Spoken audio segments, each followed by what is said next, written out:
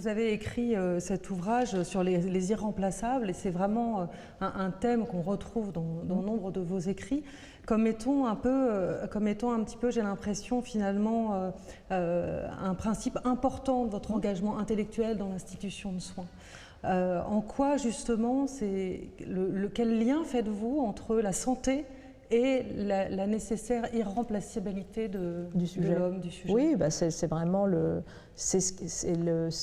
caractère protecteur, si vous voulez. On va le mettre dans l'autre sens, c'est-à-dire que pour l'homme, se sentir remplaçable, se sentir interchangeable, chosifié.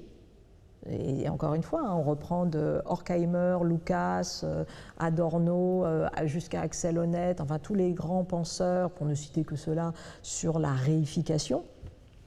Donc un sujet qui à un moment donné est chosifié, instrumentalisé, n'a plus accès à sa propre finalité, etc. Ben, c'est très simple, ça produit de la dégénérescence. Donc ça produit de la dégénérescence chez le sujet, de la dépression, de la maladie, et quand ça ne produit pas ça chez le sujet, ça produit du passage à l'acte, et donc nécessairement de la bouc émissérisation, du ressentiment contre autrui, de la haine. Donc le chemin de la réification, il est tragique pour les sociétés. Personne n'y résiste. Donc tout l'enjeu, c'est, en revanche, attention de ne pas non plus comprendre l'irremplaçabilité dans un délire mégalomaniaque et qui passerait totalement à côté de la vérité du principe d'individuation.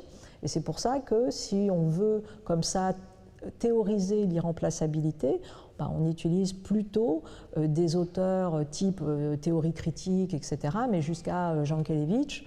Et Jankélévitch est un grand théoricien de la théorie de l'irremplaçabilité. Cette chose qu'il faut faire, c'est à moi de la faire. Voilà, c'est ça l'irremplaçabilité. Hein. Donc on a tous compris que c'est le sujet qui tout d'un coup s'engage, est au monde. C'est très arendtien, voilà, c'est pas du tout une revendication égomaniaque du sujet, puisque c'est précisément tous ceux qui savent à quel point il n'y a pas de sujet. Notre modalité continuelle et quotidienne, dit Jankélévitch, c'est le on, hein, le on qui n'est personne. Et tous on a pu faire l'expérience de ça où voilà, on est le passager clandestin du système.